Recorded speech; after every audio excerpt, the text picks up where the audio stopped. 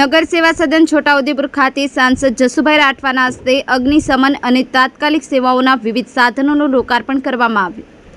સ્વર્ણિમ જયંતિ મુખ્યમંત્રી શહેરી વિકાસ યોજના 15માં નાણાં પંચની ગ્રાન્ટ અંતર્ગત છોટાઉદેપુર નગરપાલિકાને રાજ્ય સરકાર દ્વારા 317.28 લાખના ખર્ચે છોટાઉદેપુર નગરના જુદા જુદા વિસ્તારમાં આરસીસી રોડ, પેવર બ્લોક, વરસાદી ચેનલ, નવી street light, high master tower, નગરના મુખ્ય સર્કલો અને ગાર્ડનના ડેવલપમેન્ટના કુલ 20 કામો તથા રાજ્ય સરકાર દ્વારા અગ્નિશમન અને તાત્કાલિક સેવા વિભાગ છોટાઉદેપુરને ગુજરાત રાજ્ય નિવારણ સેવાઓ ગાંધીનગર દ્વારા ultra high pressure mini fire tanker અને રેસ્ક્યુ બોટ તેમજ વિવિધ સાધનોનું આજરોજ છોટાઉદેપુર નગરપાલિકા ખાતે લોકસભા સાંસદ જસુભાઈ રાઠવા તથા ધારાસભ્ય રાજેન્દ્રસિંહ રાઠવાના હસ્તે લોકાર્પણ અને ખાતમુહૂર્ત કરવામાં આવ્યું। આ પ્રસંગે છોટાઉદેપુર નગરપાલિકાના પટાંગણમાં ઉપસ્થિત મહાનુભાવો તેમજ પત્રકારો દ્વારા ઇમરાન મિર્ઝા, છોટાઉદેપુર, અજય જાની, રિહાન પટેલ, સઈદભાઈ સુમરા વૃક્ષારોપણ કર્યું।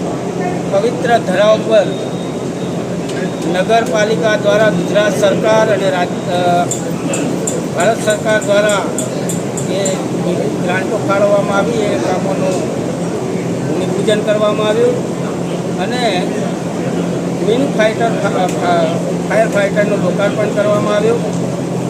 આજના શુભ દિને મારી સાથે મારા ધારાસભ્ય રાજેન્દ્રસિંહ રાઠવા, પૂર્વ રાજ્યમંત્રી શ્રી નારાયણભાઈ રાઠવા, નગરના સૌ આદરણીય પ્રમુખશ્રીઓ અને ભારતીય જનતા પાર્ટીના સૌ આગેવાનો ઉપસ્થિત રહે આ પ્રસંગને દીપાવ્યો અને નગરજનોને શુભેચ્છા પાઠવી। વંદે માતરમ, ભારત માતા કી જય।